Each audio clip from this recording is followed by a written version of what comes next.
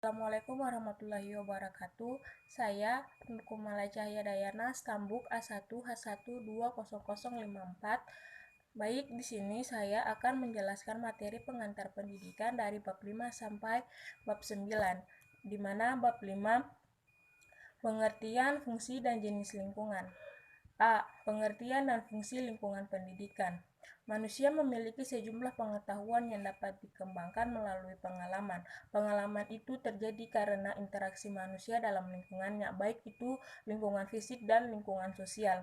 Secara efisien dan efektif itulah yang disebut dengan pendidikan, dan latar tempat berlangsung khususnya pada 3 lingkungan, yaitu keluarga, sekolah, dan bermasyarakat. Umar Darja et al. 1990 halaman 39-40. B. Tripusat Pendidikan. Dalam Peraturan Dasar Perguruan Nasional Taman Siswa atau Putusan Kongres X tanggal 5-10 Desember 1996 pada pasal 15 ditetapkan bahwa 1. Untuk mencapai tujuan pendidikan, taman siswa melaksanakan kerjasama yang harmonis secara ketiga pusat pendidikan, yaitu lingkungan keluarga, lingkungan perguruan, dan lingkungan masyarakat. Kedua, sistem pendidikan tersebut dinamakan Tripusat. Suparman 1984 halaman 110. Bagi taman siswa, di samping siswa yang tetap tinggal di lingkungan keluarga, sebagian siswa tinggal di asrama Wisma Pria dan Wisma Rini yang dikelola secara kekeluargaan dengan menerapkan sistem AMONG. Sedangkan pada lingkungan masyarakat, taman siswa menerapkan dengan penekan pemukupan semangat kebangsaan. Suparman 1984 halaman 119-120. C. Pengaruh timba balik antara tripusat pendidikan terhadap perkembangan peserta didik. Setiap pusat pendidikan dapat berpeluang memberikan kontribusi yang sangat besar dalam ketiga pendidikan, yaitu 1. Pembimbingan dalam upaya pemantapan pribadi yang berbudaya. 2. Pengajaran dalam upaya penguasaan pelatihan. 3. Pelatihan dan dalam upaya pemahiran keterampilan. 6. Aliran-aliran pendidikan. A. Aliran klasik dan gerakan baru dalam pendidikan. Aliran klasik yang dimaksud adalah aliran empirisme, nativisme, dan naturalisme konvergensi. Sampai saat ini, aliran-aliran tersebut masih digunakan walaupun dalam pengembangan yang disesuaikan dengan pengembangan zaman. 1. Aliran klasik dalam pendidikan dan pengaruhnya terhadap pemikiran pendidikan di Indonesia. A. Aliran empirisme. Aliran empirisme ini bertolak dari Lexian Tradition yang mementingkan stimulasi eksternal dalam perkembangan manusia dan menyatakan bahwa perkembangan anak tergantung kepada lingkungan, sedangkan pembawaan tidak dipentingkan. B. Aliran nativisme. Aliran nativisme bertolak dari Lexian Tradition yang menekankan kemampuan dalam diri anak, sehingga faktor lingkungan tersebutlah faktor pendidikannya kurang terpengaruh perkembangan anak. C. Aliran naturalisme. Aliran ini dipelopori oleh J.J. Riccio berpendapat bahwa semua anak baru dilahirkan mempunyai pembawaan baik. Pembawaan baik akan menjadi rusak karena dipengaruhi oleh lingkungan. D. Aliran konvergensi. Aliran konvergensi dipelopori oleh William Sturt. Ia berpendapat bahwa seorang anak dilahirkan di dunia sudah mempunyai pembawaan baik maupun pembawaan buruk. E. Pengaruh aliran klasik terhadap pemikiran dan praktek pendidikan di Indonesia. Di Indonesia telah diterapkan berbagai aliran-aliran pendidikan. Penerimaan tersebut dilakukan dengan pendekatan efektif fungsional, yakni diterima sesuai kebutuhan, namun ditetapkan tempat dalam latar pandangan yang konvergensi. 2. Gerakan baru pendidikan dan pengaruhnya terhadap pelaksanaan di Indonesia. A. Pengajaran alam sekitar. Gerakan pendidikan yang meningkatkan anak dengan sekitarnya adalah gerakan pengajaran alam sekitar. Perintis gerakan ini adalah V.R. Arvinger di Jerman dengan Helmut Kunde dan Gelsler di Belanda dengan Helmut Leven. B. Pengajaran pusat perhatian. Pengajaran pusat perhatian dirintis oleh Ovide Minat Derklory dari Belgia, dan pengajaran melalui pusat-pusat minat di samping pendapatnya tentang pengajaran global. C. Sekolah kerja. Gerakan sekolah kerja dapat dipandang sebagai titik kulminasi dari pandangan-pandangan yang mementingkan pendidikan keterampilan dalam pendidikan. D. Pengajaran proyek. Pengajaran proyek juga digunakan sebagai salah satu metode di Indonesia, antara lain dengan nama pengajaran proyek, pengajaran unit, dan sebagainya. B. 2 aliran pokok pendidikan di Indonesia. 1. Perguruan Kebangsaan Taman Siswa. Perguruan Kebangsaan Taman Siswa didirikan oleh Ki Hajar Dewantara pada tanggal 3 Juli 1932 di Yogyakarta, yakni dalam bentuk yayasan. A. Asas dan tujuan Taman Siswa. Asas Taman Siswa. Pertama, bahwa setiap orang mempunyai hak mengatur dirinya sendiri dengan terbitnya persatuan dalam kehidupan umum. Kedua, bahwa pengajaran harus memberi pengetahuan yang berfaedah yang dalam arti lahir batin dapat memerdekakan diri. 3. Bahwa pengajaran harus bersandar pada kebudayaan dan kebangsaan sendiri. Keempat, bahwa pengajaran harus tersebar luas sampai saat menjangkau kepada seluruh rakyat. Kelima, bahwa sebagai konsekuensi hidup dengan kekuatan sendiri maka harus mutlak melanjai sendiri segala usaha yang dilakukan. Keenam, bahwa dalam mendidik anak-anak perlu adanya keikhlasan lahir dan batin untuk mengorbankan segala kepentingan pribadi demi keselamatan dan kebahagiaan anak.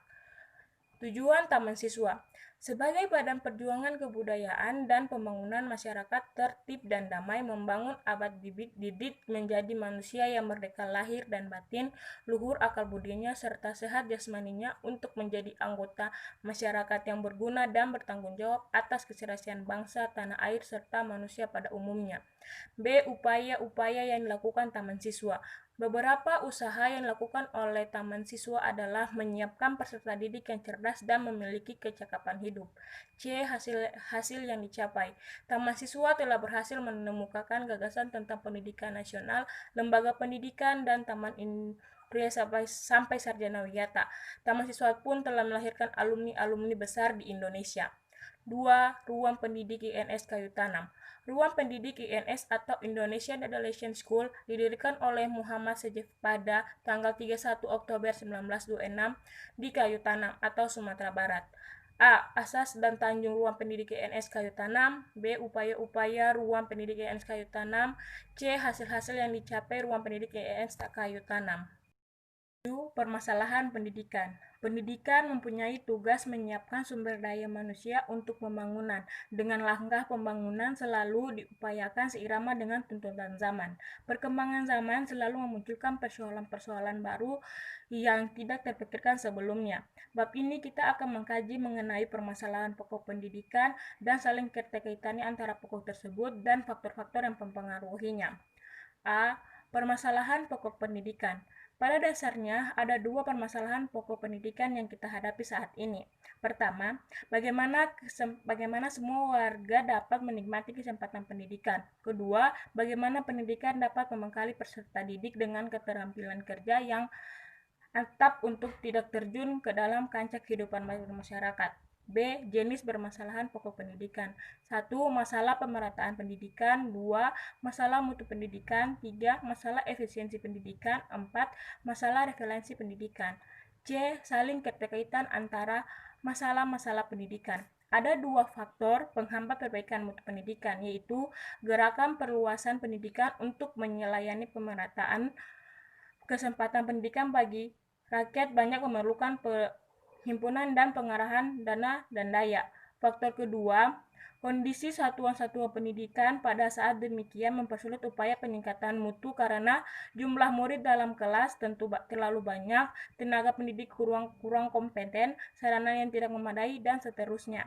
D. Faktor-faktor yang mempengaruhi perkembangan masalah pendidikan. Faktor-faktor yang mempengaruhi perkembangan masalah pendidikan antara lain perkembangan iptek dan seni, laju pertumbuhan penduduk, aspirasi masyarakat, dan keterlibatan kebudayaan dan sarana kehidupan. E. Permasalahan aktual pendidikan dan penanggulangannya. 1. Permasalahan aktual pendidikan di Indonesia. 2. Upaya penanggulangannya. 8. Sistem pendidikan nasional.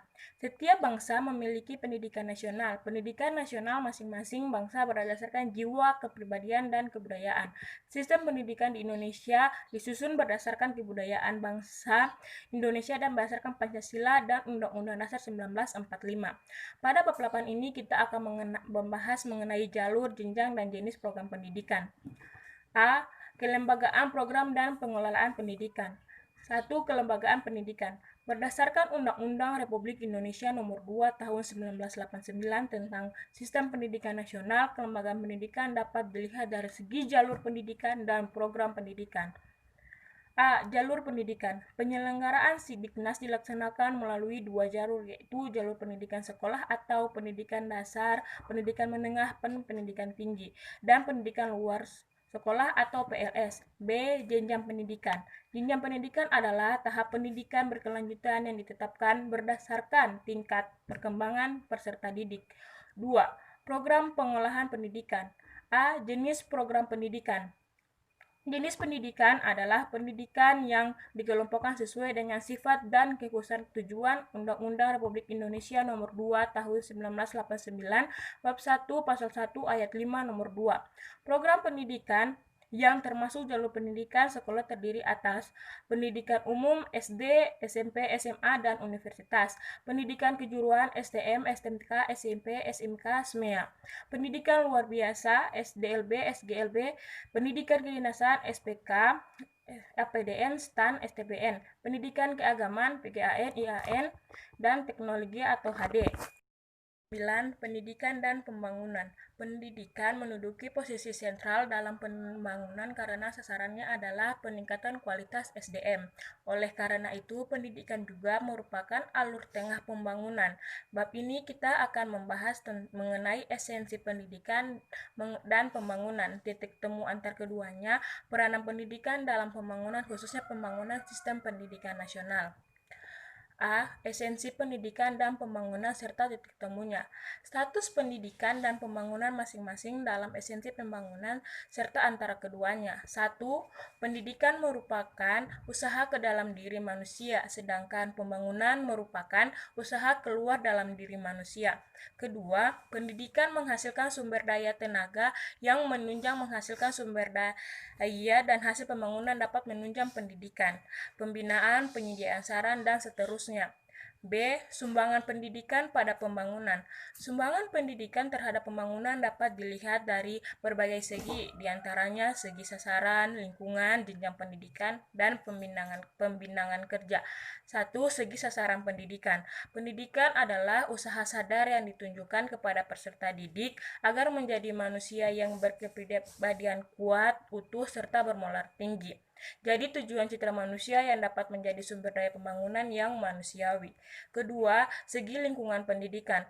Klasifikasi ini menunjukkan peran pendidikan dalam berbagai lingkungan atau sistem. Lingkungan keluarga atau pendidikan informal, lingkungan sekolah atau pendidikan formal, lingkungan masyarakat atau non-formal, ataupun dalam sistem pendidikan pajabatan dalam jabatan. 3. Segi jenjang pendidikan. Jenjang pendidikan meliputi pendidikan dasar atau basic education, pendidikan lanjutan, menengah, dan pendidikan tinggi. 4. Segi pembimbingan kerja atau sektor kehidupan. Pembidangan kerja menurut sektor kehidupan meliputi bidang ekonomi, hukum, sosial, politik, keuangan, perhubungan, komunikasi, pertanian, pertambangan, pertahanan, dan lain-lain. C. Pembangunan sistem pendidikan nasional. Bagian ini akan mengemukakan dua hal, yaitu mengapa sistem pendidikan harus dibangun dan wujud Sidiknas. 1. Mengapa sistem pendidikan harus dibangun? Sistem perlu agar dapat memenuhi kebutuhan manusia. Manusia cenderung berupaya untuk mendekatkan dirinya kepada kesempurnaan. Untuk itu, perlu dilakukan perbaikan-perbaikan termasuk sistem pendidikan. 2. Wujud pembangunan pendidikan. Yang pertama, hubungan antar aspek-aspek. Kedua, aspek sosiologis dan keilmuan. Ketiga, aspek yuridis. Keempat, aspek struktur. Kelima, aspek kurikulum. Baik, itu saja dari saya. Sekian dan terima kasih. Wassalamualaikum warahmatullahi wabarakatuh.